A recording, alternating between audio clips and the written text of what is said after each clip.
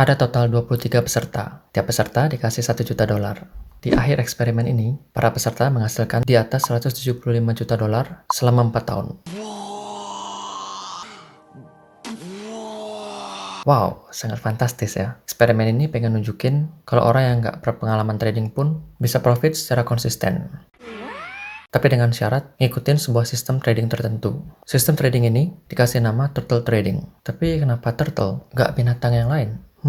Betul juga. Mungkin karena penyu punya sifat yang defensif. Kalau ada bahaya, langsung berlindung ke tempurung. Gaya bertarung yang defensif ini juga akan kita lihat di sistem trading nanti. Tapi apapun binatangnya, yang penting kita pelajari sistem tradingnya gimana. Dan bagusnya lagi, kita bisa lihat proses backtestingnya dengan codingan Python di artikel ini. Mantap kan? Kalau teman-teman suka dengan topik ini, ingat like videonya. Tapi kalau nggak suka, jangan malu-malu hajar tombol dislike juga. Tapi disclaimer dulu, video ini bukan tips keuangan ya. Oke, lanjut. Saya nggak akan bacain artikel ini kata per kata. Link artikelnya bisa teman-teman lihat di deskripsi buat dicerna lebih santai. Jadi secara garis besar, sistem trading penyu ini sebagai berikut. Ada dua sistem yang dipakai, sebut saja S1 dan S2. Kedua sistem ini mirip, salah satu bedanya adalah seberapa cepat entry dan exit atau ambil dan lepas posisinya. Untuk entry, kedua sistem ini ngelihat kapan harga itu breakout. Jadi breakout di sini contohnya kalau harga closing lebih tinggi daripada 20 hari trading terakhir untuk sistem S1 dan 55 hari untuk S2.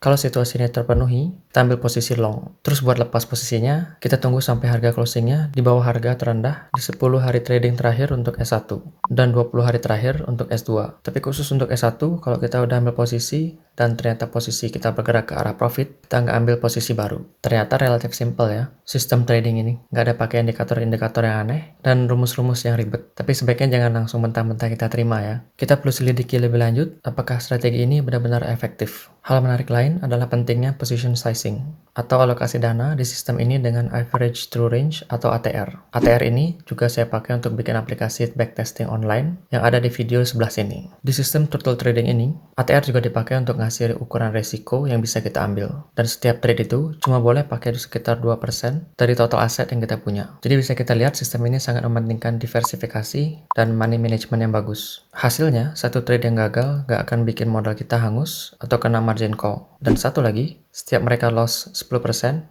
mereka perlu kurangi jumlah aset yang di trade sebanyak 20%. Terus ada konsep yang namanya pyramiding. Yang intinya, tiap ada trade yang ke arah profit, posisinya bakal ditambah. Jadi ini kebalikan dari averaging down, yang dimana kita justru nambah posisi di trade yang ke arah rugi. Penulis artikel ini sudah sangat baik ngasih codingannya secara lengkap. Buat teman-teman yang tertarik, bisa baca codingan ini. Sekarang kita langsung ke hasil tesnya ya. Dan hasilnya sangat fantastis ya teman-teman.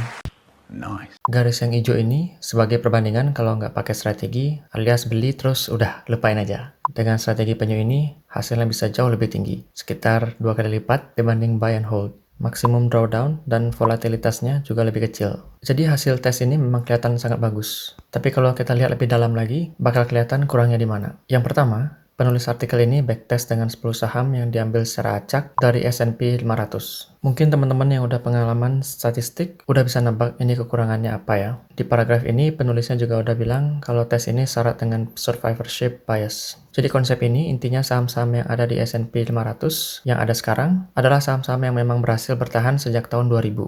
Ini artinya harga saham perusahaan-perusahaan ini memang biasanya naik. Jadi jelas performa garis hijau nggak sebagus garis merah yang isinya saham-saham juara. Terus masalah kedua adalah korelasi antar aset. Di eksperimen aslinya, para pasukan penyu bebas untuk trading saham, forex, ataupun komoditi. Aset-aset ini punya korelasi yang relatif rendah. Misalnya pas lagi krisis ekonomi, saham cenderung anjlok, tapi komoditi emas biasanya naik. Jadi bisa saling mengimbangi ya. Tapi di backtest ini, semua asetnya adalah saham, yang otomatis punya korelasi yang sangat tinggi. Kalau pas untung ya profit sangat tinggi, tapi begitu anjlok, jebolnya juga banyak.